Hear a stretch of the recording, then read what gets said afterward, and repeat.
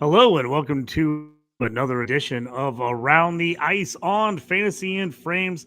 I'm your host JT, along with Brian Tubbs Clark, Aaron Tomatich. Got the whole crew in here tonight. Guys, great games tonight. A lot of action. We got some bets going. Let's just jump right off the bat. Let's do a little Around the Ice segment here, and let's talk a little bit about betting. Let's do it.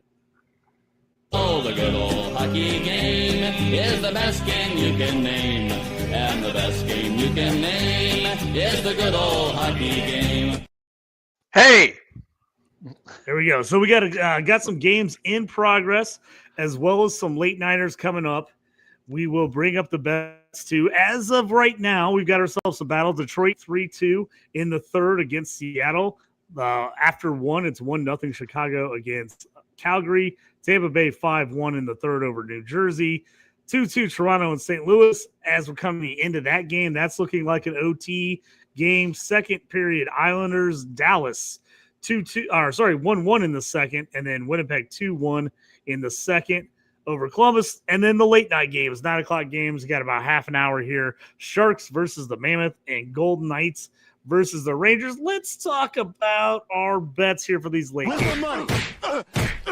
You gonna give me my money? Where's my money, man? All right, Tubbs, what do you guys got for tonight? We've got a few bets we put in earlier. Hopefully, you were wise. You jumped on earlier today and saw that somehow, some way, the Blackhawks were dogs at home against Calgary tonight. I don't know what happened. If you jumped on early, you were able to get them at like plus 102, plus 105, even plus 110. I eventually got them a couple sites. They ended up being like almost right at even money or just like minus 102, 105. So pretty interesting one on that one. So I know Toast, you were all over all over Chicago against Calgary. I jumped on that bet. I also put in a little 5-teamer. I don't do this as much as I used to, but I put a little 5-teamer in tonight. I took the Blackhawks, the Red Wings, the Stars, the Sharks, and the Golden Knights. A little 5-teamer plus 1,800 all on the money line to win, plus 1,800 on that one. So off to a decent start. Got to get these 3 early games in, and then we can sweat it out for the late games. But anything you like here for the late games, and then once we have those bets in, we can go back and talk about some of the bets we took earlier tonight. Yes, I really liked a couple of the games, this 9 o'clock games, the Utah at San Jose. I'm not really sure why San Jose is the underdog in this game at home. I understand Utah actually played last night, I believe, so they're actually on the back-to-back. San Jose has really been hot of late. So I did a little bit of stat checking here, and interesting enough, Utah, they allow the least number of shots per game in the league. I did not actually know that they're that tight defensively. And San Jose allows Utah allows the least number. Yeah, and San Jose actually allows the fourth most in the league. And also San Jose has the fourth least shots in the team as well. So 3 of the last 4 meetings between these teams actually went 7+ goals. And so I really like the over 6.5 here at plus 114. And also the San Jose money line, again, plus 114 as well. I'm not quite sure why they'd actually be the home dogs, or maybe it's just the same reason as Chicago, where it's just historical data, right? And you might as well, if you're going to get on San Jose, you might as well go and get a Macklin celebrating assist again as a minus 135 in there as well. Aaron, what do you like in this Utah-San Jose game? Well, I watched most of the game last night, and you're right, they are. So it's an Anaheim San Jose game, which most people that pass through that West Coast trip usually do that, night one, or maybe there's a gap between it. But I watched most of that. Utah looked pretty good last night. Anaheim ended up getting the win, but Utah looked good. They played well. A lot of the shots were just missing the net, didn't hit the goalie. So the bets I like here, I got 2. I'll parlay, but I got Utah the 3-way Utah victory and 3-way bet for those new to hockey bets. That's that Utah wins in regulation. You get slightly better odds. That comes in at plus 185. Again, I just like how well they played last night. Didn't know that stat about the shots, but goaltender's playing really well. I think they're first place still Or no. I'm sorry, they're not. They did fall out, but playoffs ended. They make the playoffs. So I like how they've been playing as of late. And then I've got Vegas, another 3-way win. They're at plus 110. They're hosting. Who are they hosting? They're Rangers. hosting the Rangers. Rangers have won a few games finally. We ragged on them. Pun intended. We ragged on the Rags not too long ago when they looked terrible, but Trocheck's back, so they've been playing better as of late. But I got Vegas all day in Vegas. So anyway, combine those 2 3-way wins, money line 3-way wins, plus 110 for Vegas, plus 185 for Utah, gets you to plus 456. Neither one of those games go overtime. Tons of overtime this year, like you talked about. Yeah. I think a couple weeks ago. Last bet I've got for that game, I've got an anytime goal for Barrett Hayton. That's at plus 350. I combine that with a Vincent Trocheck anytime goal at a plus 290. Combine them, that's a plus 1655. Hayton, he played very, very well yesterday. Missed the net on a couple of them, so he didn't get the shot on goal. Didn't really record many points, but I think it's a matter of time before he tucks one in. I think tonight's the night. So we'll see. Yeah, and Aaron, I'll piggyback off that Rangers at Vegas game as well, starting here in 25 minutes roughly. The under 6.5 alternate is a minus 160. You got to pay a little bit of juice there to get it, but if you can actually parlay those on certain sites, what you do, the alternate the under 6.5. This never, between these two teams, they never ever go over 7 goals or more than 7 goals. So I really like that as well. Vegas, we talked about Utah not allowing any shots per game. Vegas doesn't allow any shots on goal at all, hardly. But I like and JT, I don't know if you've actually noticed of late, the Rangers are starting to figure it out. They're actually starting to get their guys. As soon as Trocheck actually came back in that lineup about 2-3 games ago, they look like a different team. They actually got a little more jump in their step. I like the Rangers plus 114 on the road. They've won their last 2. They won a couple of games in a row here. They've also actually won their last 2 head-to-head meetings here. And I like a Will Cooley point plus 115. Will Cooley's actually been hot of late. So let's give me Rangers. Give me a Will Cooley point at plus money as well. And the under 6.5 alternate at minus 160. All right, real quick, Toast. What do you think the Rangers away record is right now without looking? I don't know if they've actually lost on the road. They suck at home, and actually they're great on the road. Is that right? Yeah, 9-1-1 on the road. Yeah, there you go. Unbelievable. So, unbelievable. That is. Those guys, you know what, though? You go on the road, whether it's Vegas, West Coast trip, but you go on the road, you're forced to be together. You're in the same hotel, the team's together. Like they were talking about, Edmonton has not played well as of late, but they went on the 7-game road trip. Like the guys are together, they're hanging out, they're doing dinners, you're visiting, you're on the road. You go to Vegas, maybe they just need to get out of the Big Apple, get out of that pressure cooker that's New York, and who knows. But yeah, 9-1-1 on the road. Those stupid Rags. I hate them so much, but they play well when they're in somebody else's barn. I don't know. Yeah, they've won 3 out of their last 4, with the only loss to the Red Wings the other night, 2-1. Knights right now are a little bit on the struggle bus. They actually are 1-4 in their last 5, with their only win at St. Louis 4-1. So they've lost a couple 1-goal games against Anaheim, Florida, the Islanders, and Minnesota here of late. So a lot of 1-goal losses for them. While you've seen the point total for the Rangers has been much better after back-to-back 2-1 games. Before that, 7-3 over the Lightning, 6-3 over Nashville. So they've been getting, lightening the lamp a little bit, getting a few more goals here late. I am on Vegas in this one for my overall, just because I'm like, tough fight against the Red Wings. I think Vegas maybe gets this one, but I think the numbers do say take the Rangers. Like you said, they've just been so great on the road. I jumped in my 5-teamer. I did take Vegas tonight, so be interesting to kind of see what happens with that one. Yeah, yep. I do like where the Rangers are actually going right now, and man, it couldn't get any worse for them. And I don't know if the analytics were as bad as actually their record at home. Of course, a little bit snake bitten. Whenever you have Shesterkin in goal, you can win any given night, right? And I know he's actually been good again this year. I think his save percentage is over 900. And they just need a little bit of luck on their side. And again, Trocheck coming back has even ignited, Alexis Lafreniere. He's actually starting to actually come on a little bit now. So I'm actually looking forward to this 9 o'clock game. I think that may be one of the best games of the week. And I would be remiss if I didn't bring up my Red Wings, winning right now 3-2, about 3 minutes left in this one. The big story in this game has been the rookie, Nate Danielson, number 9 pick overall from last season, 2023, gets his first NHL goal and an assist. He's got 2 points, 2 shots on goal, 2 hits. He's won 4 out of 5 faceoffs. And if you saw this game earlier, he had another goal called off because he was called offsides on a pass where he absolutely deked 2 guys and then scored on just an unbelievably beautiful play. Ended up calling it back, or he'd have 3 points in this game and 2 goals. Danielson has been really nice tonight. Only his 5th career NHL game, gets his first point.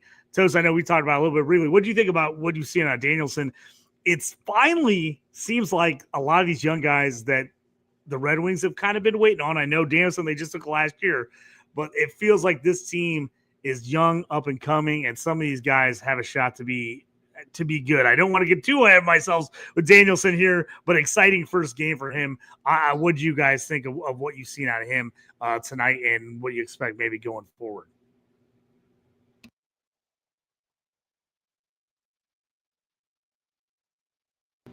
Aaron, how about you? I think Toast might be. Yeah, he's thinking about his answer really hard. He's not blinking.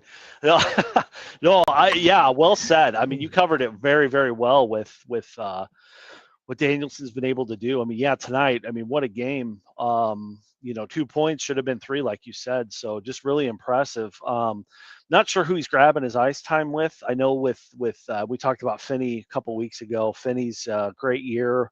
Marco Kasper seems to be getting some life back in him. He had kind of a slower start. So, all these guys are hitting on Detroit right now. I was just looking up the standings. I mean, they're sitting a couple of I think maybe 2 points back from 1 point back. Not counting tonight, the game at hand, but they're at JT. points. I think I'm back. We got you now, Toast. We got you back here. Well, you know what? It'd be nice if I should go 1 week without internet connections issues, and at the same time, I was sitting here and drink went halfway down the wrong pipe there. I'm choking to death, so it was a really, really good time to actually have a break there in the action, because I'm like, I can't breathe. But JT, one thing you actually said regarding Danielson there, and great prospect, getting a lot of time with Detroit, who with Finney and actually with him. They're really, really going young, and they're actually bringing some young guys into the fold this year.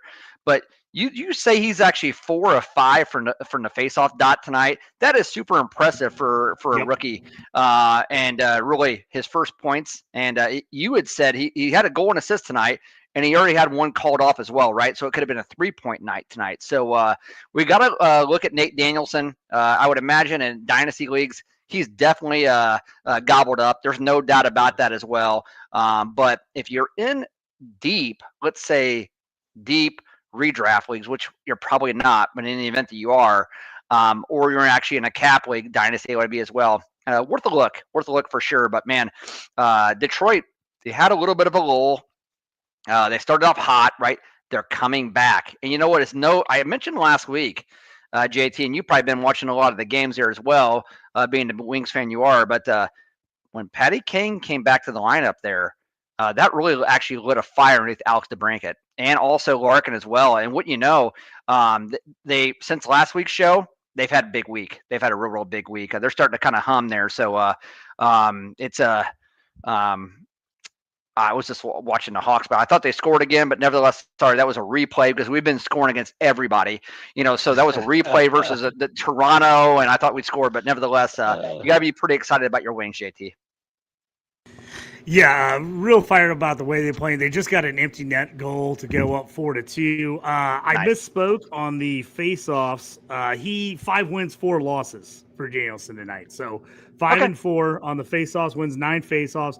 But like you said, DeBrincat, I mean, we were looking at the beginning of the year, Toast, and I've got him on a bunch of teams. I know me and you, we were like, what is going on with this guy? I mean, he was doing nothing. He is was on not. fire the last week and a half with Kane coming back. He has played so much better. He is on an absolute tear. He's on pace for 40 goals now, which you would not have said that after the first couple of weeks of the season. You're like, is he going to get to 15? Like it was, I mean, it was ugly early on, but he looking good now. I mean, really nice. He's picking it up. The win. I tell you what, I felt like for all the trash I've talked about the Wings this year, they've actually kind of put together off to a great start, lost some games they shouldn't have lost. Right now, before tonight's action, currently sitting second in the East, Nice. in the Atlantic in the East, 1 point behind Boston, tied with Montreal with 23 points. So right up there at the top. So they've been good. Just got to keep it going. And then, like you said, talking about the Hawks, we talked about Bedard last week a bunch. Man, the Hawks, another team that were like, hey, we just got to wait a little longer. Man, it feels like the rebuild is coming way faster for the Hawks. They have just looked much, much better. And maybe it's because the expectations weren't high, but I just feel like they seem like every game they're in the game. Or like even if they're losing, they've dominated a lot of the game, even if they end up getting a loss. I think Spencer Knight's been on fire. I love the trade when they traded for him. I think he's been great. What do you guys think about? We'll get our Red Wings Hawks talk right off the bat here. Let's get it out right now. Yeah. So with the Hawks, what I've actually noticed here is I think it's pretty evident that they're coached better. They've actually had talent, but they're just getting better coaching. The buy-in from all the guys is there. They're winning puck battles along the boards. Their passing is so much more crisp this year as well. Everybody kind of knows their assignments and where they're supposed to be on the ice.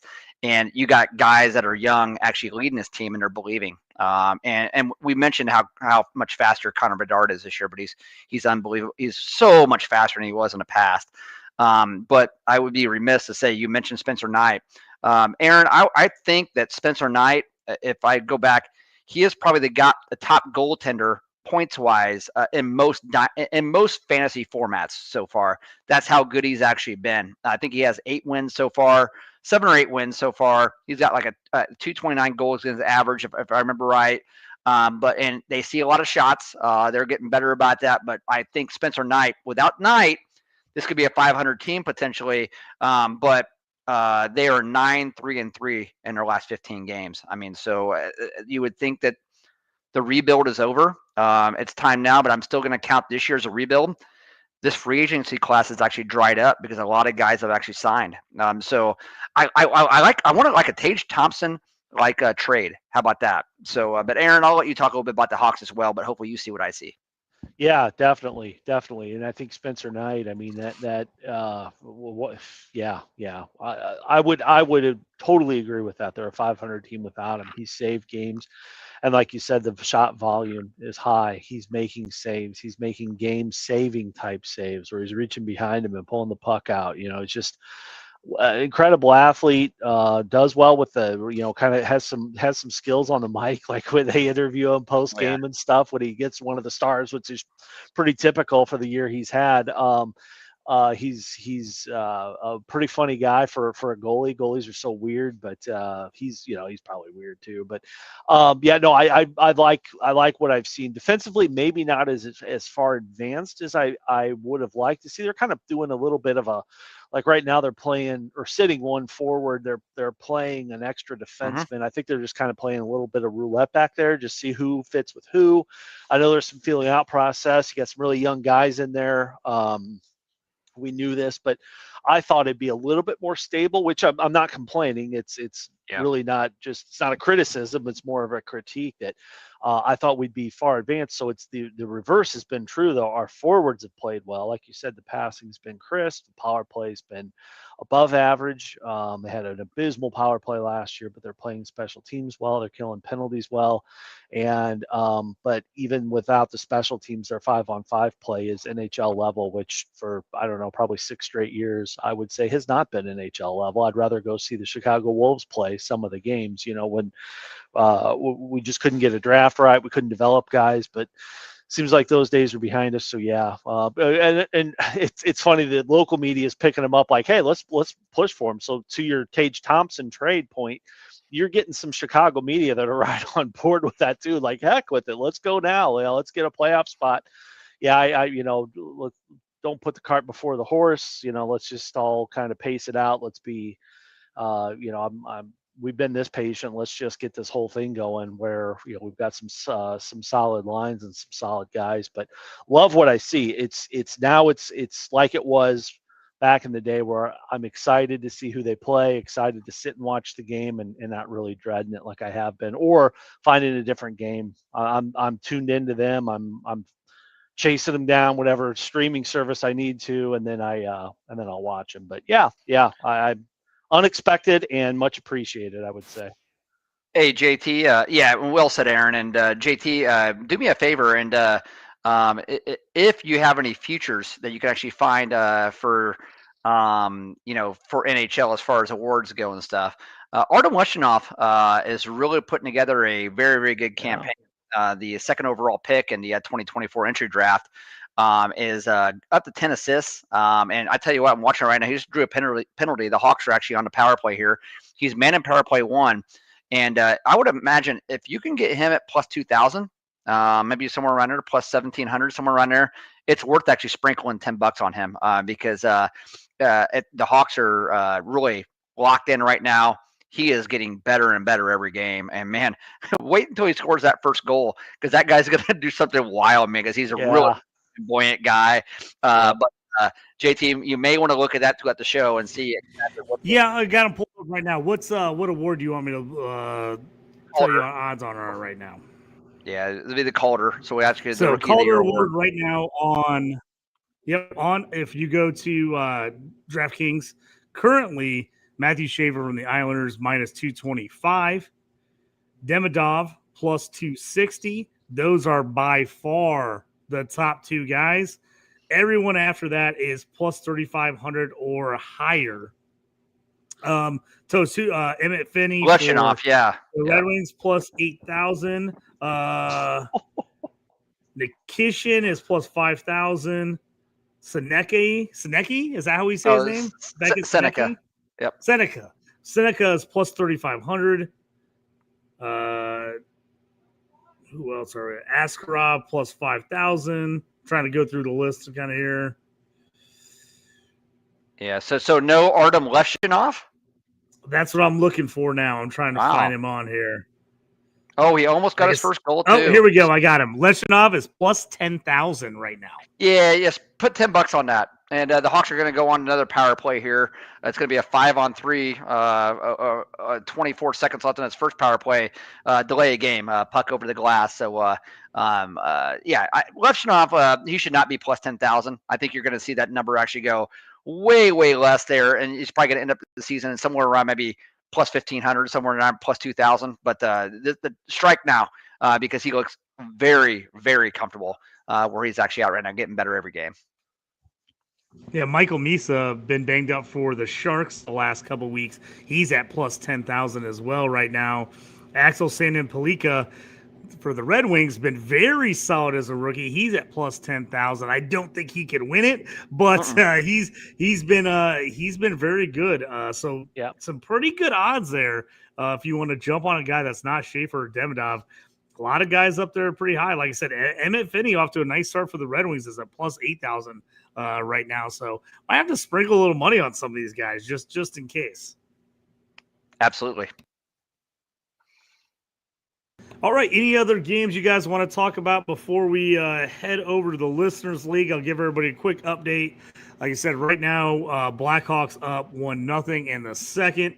Red Wings just went final 4-2. Lightning went final 5-1 over the Devils. Maple Leafs 3-2 OT against the Blues. And 1-1 Islanders, Dallas still at the end of 2. And Winnipeg right before the end of the second went up 3-1 on a power play goal by Pionk. So it's 3-1 Winnipeg there. And then we're about 5 minutes away from the Mammoth Sharks and Rangers Gold Knights. So if you want to jump on late night bets on those ones, you got a couple minutes to get those ones in before they get started. I'll mention one thing, JT. Okay, I'll mention one thing and real fast, okay? You mentioned Neil Pionk. He scored tonight, scored a goal. I think that's Pionk's first goal, and I'm actually looking at it because I own him actually in our home league, in our Dynasty home league, and it is. And that is his first goal and over 40 shots on goal this year. And Oh my he has a God. goal and assist tonight. I've looked at the analytics under the hood, and honestly, he's been really, really good. There's no reason for him to actually be shooting 0%. You'd expect a defenseman to actually maybe shoot 7-8% on the season. So better days ahead for Neil Pionk if you actually held him. I think really going to be happy for a defenseman. Quite a few shots on goal. I mean, really, really a lot of shots on goal for a defenseman. Getting tons of hits, blocks. The peripherals look great. So Neil Pionk, let's hope he can actually keep it up. But congratulations to him. I was pretty sure he wasn't going to go scoreless this season. Yeah, you get that shooting percentage has to go up at some point. They actually were just interviewing Emmett Finney after the game. 5 goals, 4 assists in 20 games for him. Former 7th round pick. So that's a pretty nice pace for him right now. Is he's pacing for over 20 goals and 20 assists this year right now. So been another good night for him. Another goal as well. Playing pretty good. So, but let's jump into the Around the Ice Listeners League and take a look at kind of where we're at right now. It's Weekend Update with Colin Jost and Michael Che.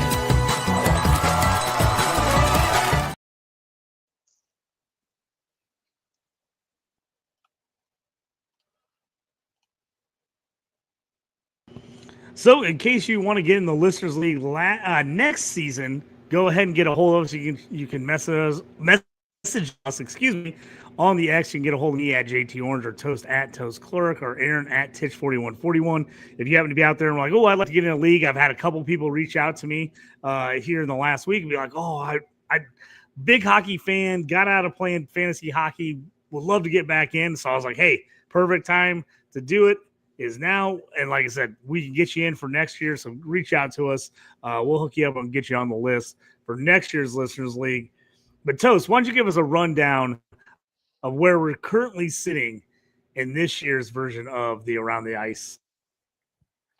Well, I'll say first of all, I mean, if we're getting interest in the league and people actually want to really be in the league, that's fine. I mean, if you want to get your ass kicked, so it's fine. So come on in. We'll actually again we'll have you grow up here. But I tell you, who's sitting up top? It's me at 5-1. Aaron, you're 5-1, but your playoff percentage is less than mine. We got King McCarr at 5-1 as well. Pucky Puckerson at 5-1. Bunch of 5-1 teams. JT, you're sitting at 3-3. All right, a 32% chance of actually making the playoffs, buddy. And I noticed, I don't know if you've actually made many moves with your team this year. So we need you to pick up the pace. I got to add some more moves. I got to get some more moves in there. I've got a million Red Wings players. So that's my problem right now is if the Red Wings play a lot in a week and they play well, I'm golden. If they don't, my team struggles big time. So I've got to make a couple more moves to make the run here. I will say, my points against is pretty up there. So I mean, I have been seeing some tough matchups week to week here, but I am 3-3. I am in the mix. I'm only one game out of 5th, though. Like you said, 4 teams up there at the top, all at 5-1. Been in pretty good years so far this year. A lot of good teams, a lot of people making moves. But yeah, I got to get in there. I got to start making a couple moves. I love my wings, but man, I got to spread it out a little bit. Yeah. I tell you what, my recipe's actually been we'll dominate every category, which that's happening. I'm second in goals with Aaron, you're first in goals. That's fine, whatever. Yeah. I'm first in assists. You're fourth in assists, Aaron. Gosh, I'm also third in PIMs. I'm first in hits. I'm second in blocks. Like, is there anything I can't? No, actually, I'm just dominating this league. But honestly, we actually talk about some players that we always mention in these leagues, like, hey, who's actually looking good as far as top 10 scorers in this league? And this league is an Ultra Bangers league. It's a redraft league. We have 2 centers, 2 left wing, 2 right wing, 3 defensemen, 1 goalie start as well, 5 bench for 16 players as well. And so we always look at our top 10, but I want to kind of look at outside the top 10. And We mentioned Vegas at the top of the show. Aaron, I know that you were actually super high on them tonight, and honestly, Vegas is always very difficult to beat in their own building. Boy, does Jack Eichel actually miss Mark Stone, right? You would say, well, Toast, why do you actually say that? Considering, like, if you look at Eichel, since Mark Stone actually left the lineup, he's got 8 points in 11 games. That's not bad. No, it's not bad at all. But that's not how Jack Eichel actually started off October, where he led the entire NHL in points scored in October. And November, it hasn't been too nice to him. Again, most of those are assists, only 2 goals so far since October 25th. So he's shooting a lot, though. Nothing to show for it. So again, Mark Stone very missed. Is it any surprise that you guys that Mark Stone's missing time? Probably not, right? But Jack Eichel's kind of got to get back going here. That is a very, very injured team in Vegas. But it's just one of those guys that actually fell a bit in our league. Yeah. Missing Stoney. I mean, he's a really good power play guy too. Like, he doesn't set the world on fire with his power play points, but he just plays well. Holds the puck well. Like, good decision maker. Just one of those savvy veterans. Again, he's not on the score sheet every night, but definite miss and decline, and you see it in the overall team performance. Not only the hit to Eichel, but Dorofeev, who started the year off on fire. Hattie in his first game. I think he's kind of stalled a little bit there, but most of his points were picked up because 2 guys would go out and cover Stone because he's that talented. He's just again, his puck possession skills, especially on the power play. He'll get into the boards, he'll get in front of the net. He's a very hard guy to get the puck off his stick, and that opens up somebody else. It was Dorofeev. Well, now you don't have Stone out there, so yeah, definite hit on there, but well said. He'll be missed. I would say too, just a quick shout out in that league, Nick Schmaltz. We talked about him before. What a year this guy! I mean, it's looking like a career year for him. He'll play tonight, so we can watch him, but he's just looked great. He's got the stats, so he's showing up on the stat sheet. But when you do get a chance to watch a Utah game, which we all have that chance tonight, put money on it, watch it all 3 periods. He's a man possessed. He's really, really playing very well with that young team, and he's not that old. I mean, he's probably 28, 29. I don't quite think he's 30. I could be wrong about that, but he's been in the league for a while. Started out here in Chicago, went over Phoenix, and now obviously when Phoenix became Utah. But really, really playing high caliber hockey there out in Utah. So guy to keep an eye on, especially in this league. I think he's sitting at 10 goals, 12 assists. So wow, not bad. Owned in 87% of ESPN leagues. I can't imagine he's sitting out there in any free agency. I mean, that's insane. If he is, go out and get him right now. But yeah, good season. Good season from him so far. Yeah, and Toast, I just looked it up in our home league. Of course, after I just talked so great about Emmett Finney, I had him on my bench tonight at 6.5 points. That's how you end up. What are you doing? When your guy is on your bench? I should have had him in. Either Hagel scored me 0.8 points, but Netcha had 0.7. So I really killed myself there.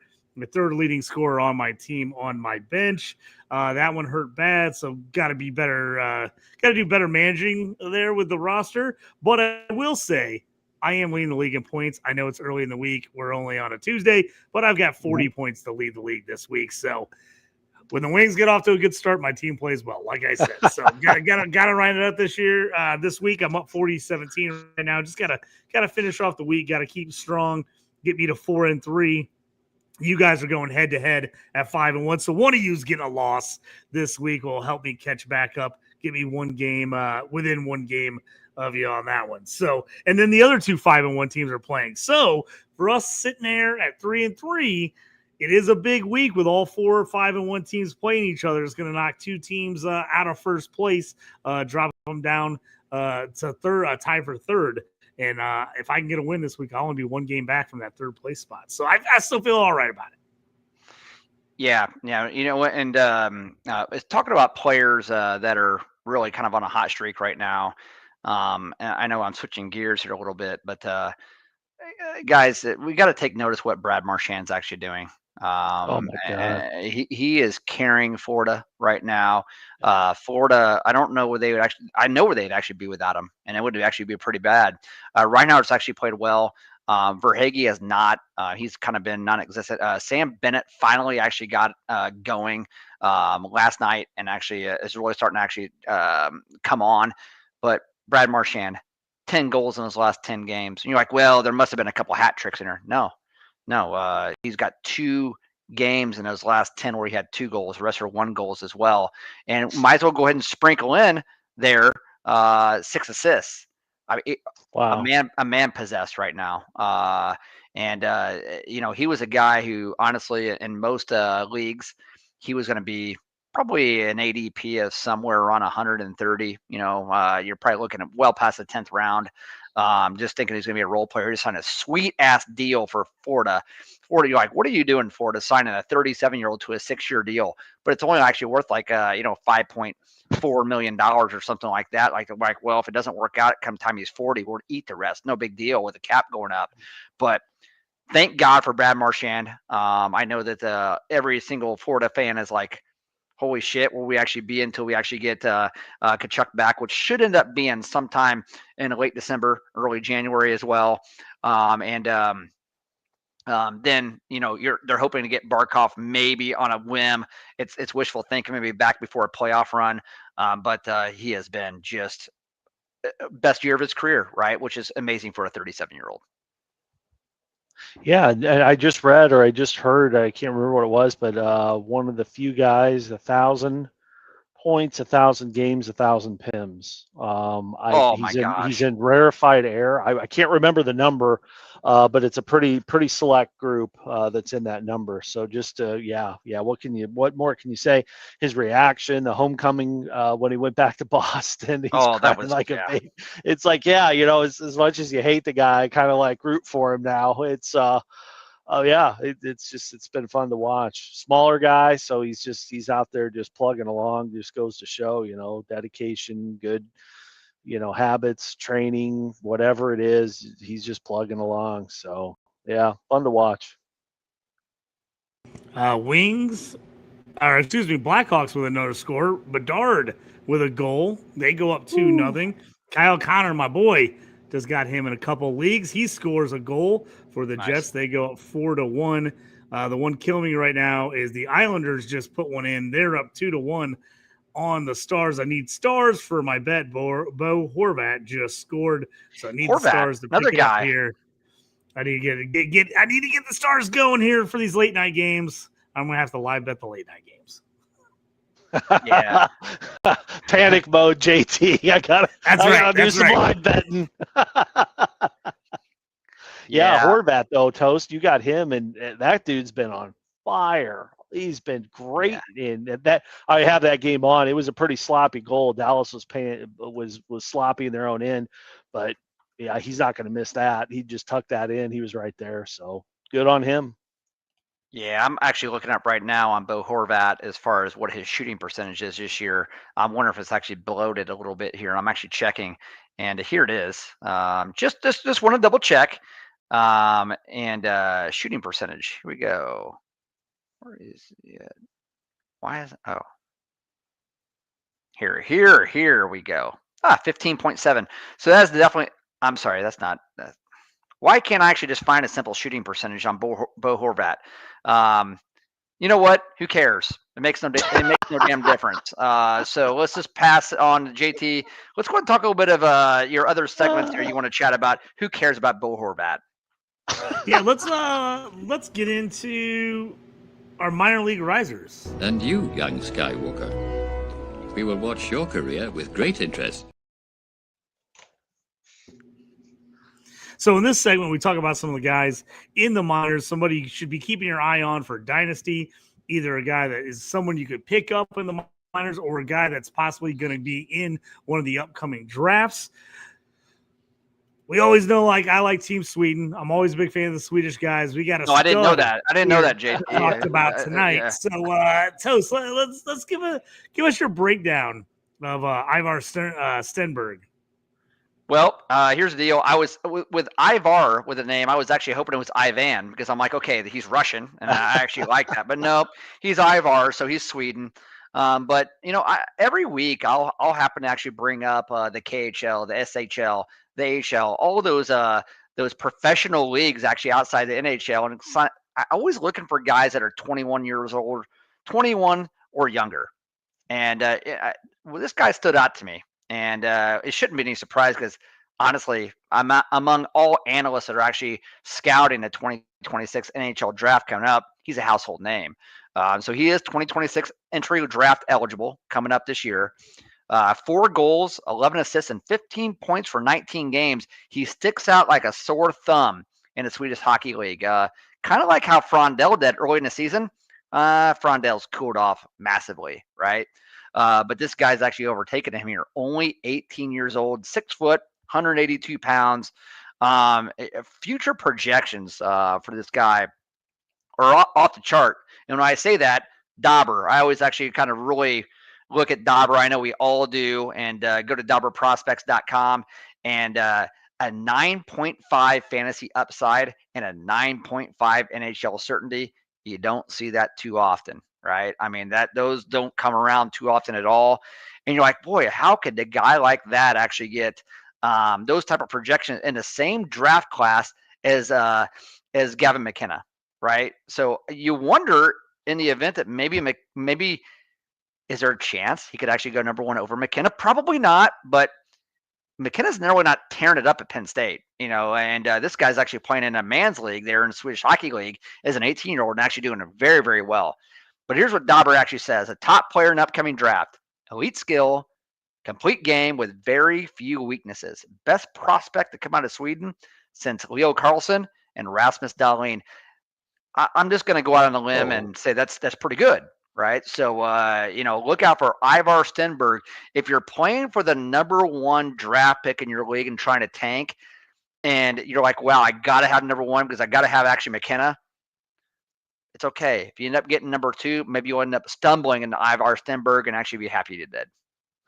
Yeah, I'm just taking a look. I like the print stuff, as you guys know. This is the Prospect Unlimited, the hockey news publication. I still get magazines delivered to the house, but they got some of it's dated, but I to each their own, right? They have him at 52 overall. So what they've done is they've taken everybody under the age of 21, pros and people that are in the 26 draft class, and they give them all a ranking. So he's going up against Macklin, Celebrini, Bedard, Hudson. I mean, you name it. 52 is really good for a guy that hasn't been drafted. There's only a handful of guys that are undrafted that are a little bit higher than Stenberg, and it's very few and far between. But yeah, you make a good point about McKenna too, Gavin McKenna. I was watching something today, a coverage on the Big Ten Network, because he plays, like you said, he plays for Penn State. Not a whole lot of talent on that team. He's where he played and where he made his name. He was one of these guys that went from the CHL, the Canadian Hockey League, the Junior League, and then played NCAA. That rule that is now there, you can transfer back and forth anytime you want. They don't have the restrictions anymore. So he's one of the guys that chose to do that. And yeah, it's been a little rough go right now. But he's been playing better as of late. I'd say he's still the clear 1-1, but you just never know. There's a lot of hockey to be played between now and then, obviously, and that could change.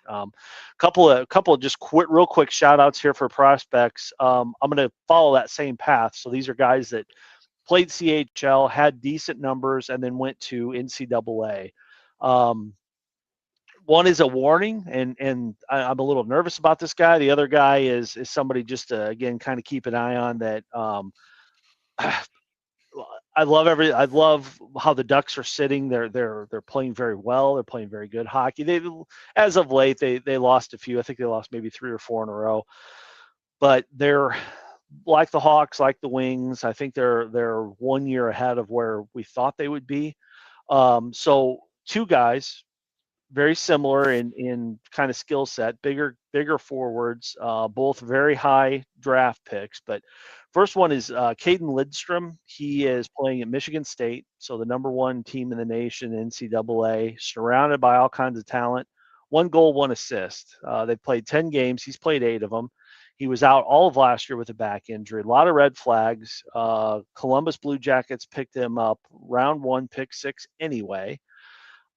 Little nervous about this guy now. So you missed an entire season with a back injury. You go to Michigan State. You're supposed to be fully healed. You already missed a couple of games. I don't know why you missed those games, but it's just not there. And he's surrounded by really 1A talent in, I forget the guy, Martone, Phillies. Oh yeah, Porter Martone. Yeah. He's lighting it up. He's like 7 or 8 goals, 7 or 8 assists. 7 of each. 7 goals, 7 assists. He's played all 10 games. So he's playing well. So he's got talent there. I don't know what's going on. So just again, this is for more of the deeper fantasy. Just if you've got him, it might be a time. I don't know. Do you just kind of cut bait and run? He was a 4th overall pick in the Celebrini draft year. I don't know, but so that's my red flag. Just keep an eye on him, not for the best reasons because he's not doing anything, but watch for him. The other guy, Roger McQueen, he's the 6th overall pick or 10th overall pick. I'm sorry, he fell a little bit in the draft.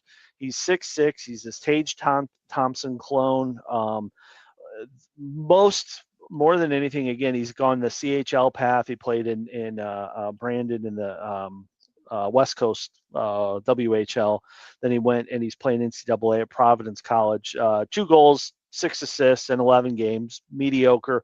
But what Anaheim has done and how they've scouted this talent, they haven't missed. They got the trade to get Cutter Gauthier, Oh my gosh. the Bennett Seneke. JT was talking about him earlier. Olin Zellweger back on the blue line. Leo Carlson looks like he's a world-class player. Looks like Matt Sundin out there. These guys aren't missing. So above all, I am trusting Pat Verbeek to know that he knew what he was doing when he took McQueen at 10. He kind of slipped there, took him. I'm really excited to watch him, and I'll watch his season as it goes. But good start for him so far at almost a point per game. So those are the two. One red flag, 1 green flag. So just keep an eye on those guys.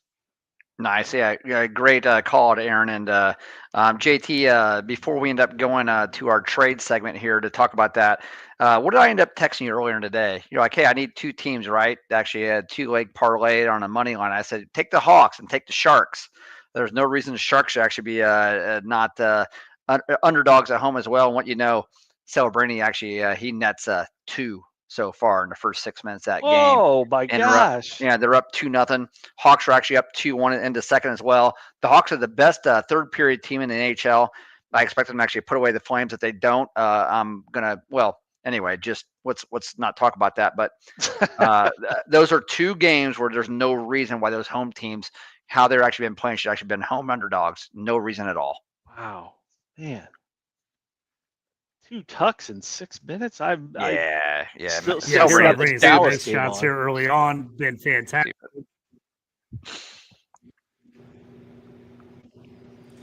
I'm trying to save myself. I just jumped on Dallas plus 2.5 goals. We're now down 3-1. I need to get something to get back in this one.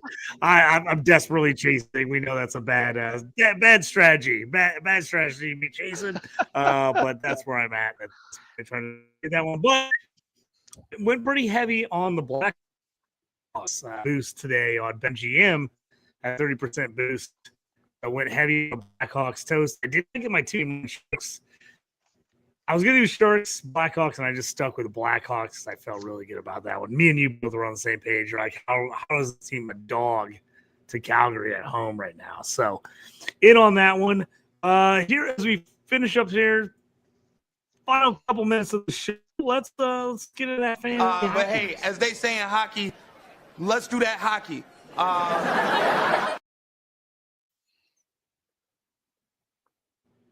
So, Toast, as we start things off here, before we get into, maybe some waiver wire moves, some guys that look to pick up, schedules, we had a trade in our categories league.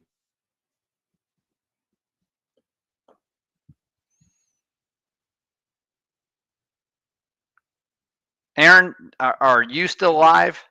I'm here. I think Yeah, I we mean, lost JT. we did, but I want everybody, if you're actually watching live, look at JT's face right now. I mean, isn't that funny? I mean, look at him. I mean, he looks like he's having a hard time. So what JT was getting ready to say is him and I actually made a trade, and I tell you what, let me explain this league here. This league is a dynasty league. You actually start 2 goalies, and it's a category league where out of 10 categories, 3 of them are actually for goalies. And so you got wins, you got save percentage, you got saves as well. And honestly, I was awful on the goalie realm. I'm so loaded with skaters. I had no goalies whatsoever at all. I had Ukko-Pekka Luukkonen. I had Jeff Skinner gag me. And I have some other no name. I can't remember. And that just means it doesn't matter who I actually had. So I was pretty hell bent on actually getting better. And so me and JT made a trade. I'm actually middle of the pack. I'm loaded with talent as far as skaters go, just loaded with talent. And just no goalies to actually talk of. And JT was, well, let's just say he inherited a team in this league. He's at the bottom of the pack. This is an 18-team league. It's actually by Dollar Prospects. It's their Dynasty Cat League, and the 18-team league. Aaron, you're in that as well. And JT is in the very, very bottom of this category league. And so I went ahead and I reached out to JT and I said, hey, I want to make a big splash with the goalie position. You actually need some help here as well with the skaters. You look at those categories, and if you're a category league, it's so much different in points, right? Where you got to look at these trades and like, well, it's different than points league. It's just much different. You're like, why would you actually trade what you actually traded, Toast? You got to look at it actually differently. So I traded him William Nylander. And man, and a just injury riddled team in Toronto. Now, Dynasty doesn't matter, right? Because they're going to be just fine in Dynasty. But for this year, that was going to work out for me. But I knew that JT was a big Nylander fan. And also Brandon Hagel. I gave him Brandon Hagel as well. And a first-round pick in 2026 draft. You're like, Toast, you're giving away a 2026 first-rounder? That's draft's loaded. It is. But it's 18 teams, right? So I'm actually – in 18 teams, I'm actually hoping to draft like 13th or 14th, 15th, right? Where I'm going to be actually up there. So I'm actually willing to actually part with that. So I send JT Nylander. I send him Hagel. And I also send him the first round pick. And I actually get back Connor Hellebuyck, right? So Hellebuyck can actually single-handedly actually keep me in those goalie categories, 3 out of 10, right? 3 out of 10 categories in this league are goalie related. And that's a week after I actually picked up Sam Montembeault as well on another trade from Corey Jensen. So I got Montembeault and Hellebuyck.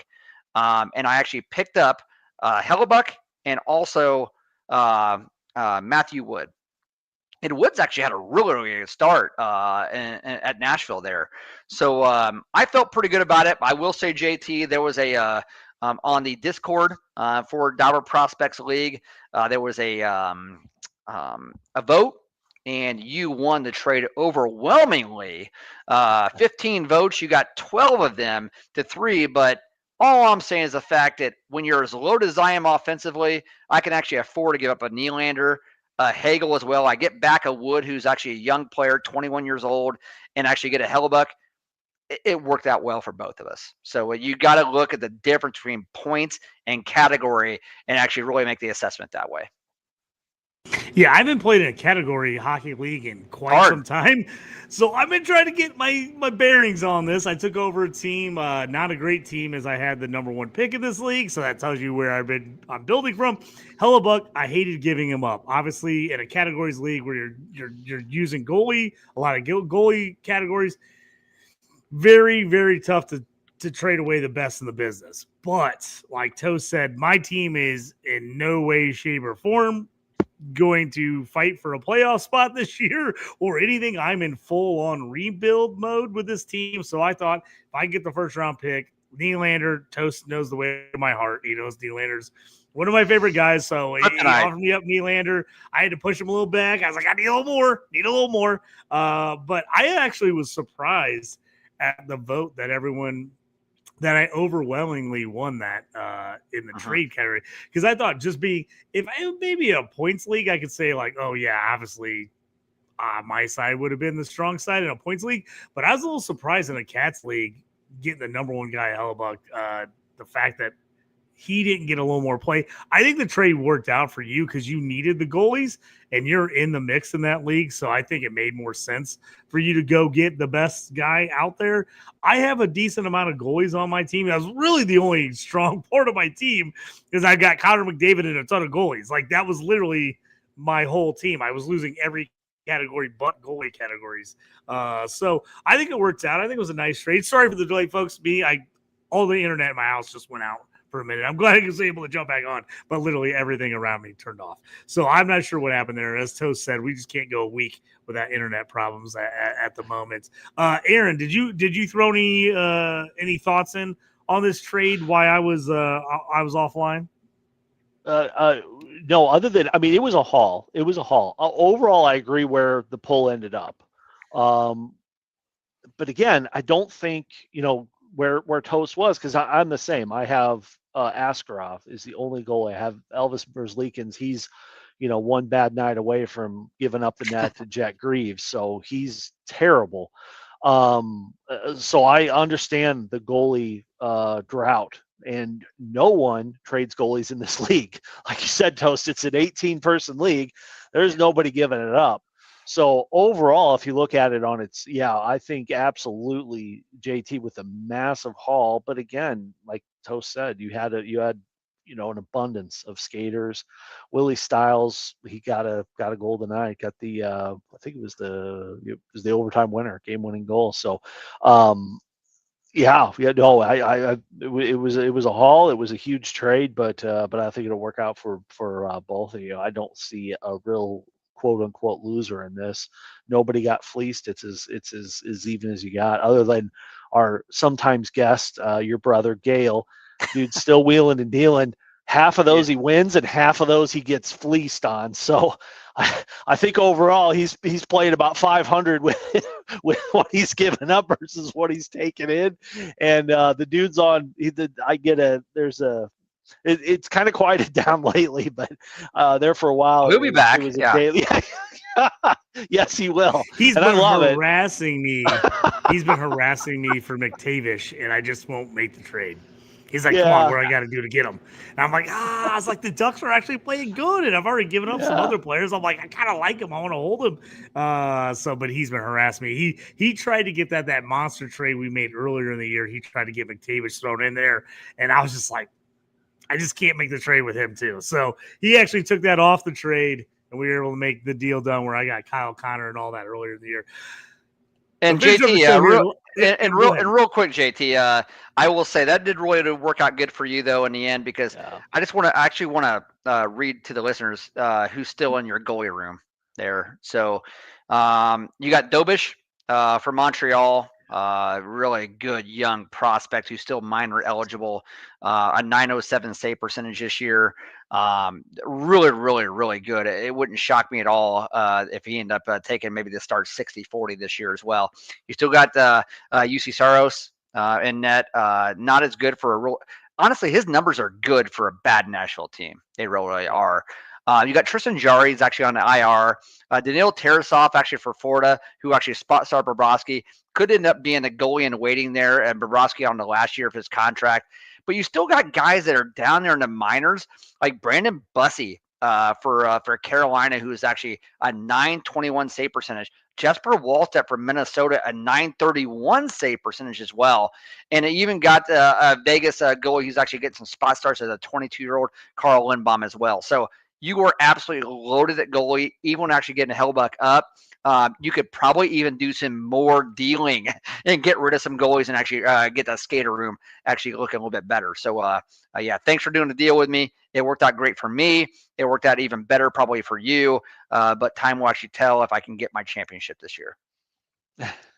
Any waiver wire moves, any schedules we need to look out here as we close out the show for tonight? I don't really have. I didn't really look too deep into the waiver wire pickups this week. All I know is Chicago ends up having another good schedule. I believe actually Carolina, if I remember right, was on a Monday, Wednesday, Friday, Sunday as well. They are Buffalo the same, and also Minnesota is on a Wednesday, Friday, Sunday. You got another heavy days on Thursday, Saturday. There's a couple teams, man, that are actually only with 2 nights this week. Pittsburgh and Philadelphia both with only 2 starts this week, or 2 games this week, and Ottawa with only 2 games there as well. Hell, Nashville only has 1. So this is your first week out of the fantasy season where you're like, wow, we got like a really odd schedule. There are some teams out there that hardly play. Like, what is this, the Olympic week where nobody's actually playing a game? But a little odd week. I think this is the first week where you're going to have some teams be lopsided, where some teams are actually going to have, let's say, in a league where you can start like 20 guys a night, you may have 100 starts, right? And there may be some other teams that there are only 80, 85 starts. You may have that 15 differential there because of the way the schedule falls. It's pretty unfortunate. Yeah, and I've got one waiver wire guy, and I just want to shout it out because I'm going to impress you all with the pronunciation of a name. Now, yes, I do have it spelled out phonetically, so hopefully I don't butcher it too much. But he's a Russian. So born and raised in Moscow. But Marat, who's Dinov. So it starts with a K. The K is silent. I looked it up on the NHL pronunciation guide. Who's Dinov? He's playing line 1. He's playing with Pasternak. Right now, he's owned in about 29% of all leagues, of all fantasy leagues, 3 goals, 3 assists, but he's getting center 1 time. I don't know that he's on the power play. I think he's on power play 2, but Boston sitting in first place just ahead of Detroit, who had that on the bingo card. This is their lack of depth is going to kill them. This will be short lived, but for right now, they're not playing bad. And he was a big prospect from Minnesota. He came over. I can't remember the trade, but he came over in a trade. But yeah, who's Newt Dinov? Who's Newt Dinov is how you say it. It's one of those 12 or 13 letter last names. It takes up the whole nameplate, number 92 for Boston. He's out there in most leagues. Go out, give him a shot because he's getting some ice time. Nice. That's going to do it for us tonight. Another episode down of Around the Ice here on Fantasy Frames. Please like, subscribe, go leave us a comment. Tell us we're awesome. That would be great. We would appreciate it. The boss would appreciate it. But keep watching the hockey. Man, good. Hey, if you're not watching hockey right now, jump on some good late night games here as Vegas just went up 1-0 in that game. So we're gonna have ourselves some good late night games here. So go ahead and watch those. I know I'm going to be enjoying them the rest of the way and sweating out this Dallas Islanders game. Thanks again to my co-hosts, Toast and Aaron. I'm JT. We'll see you guys next time here on Around the Ice on Fantasy and Frames.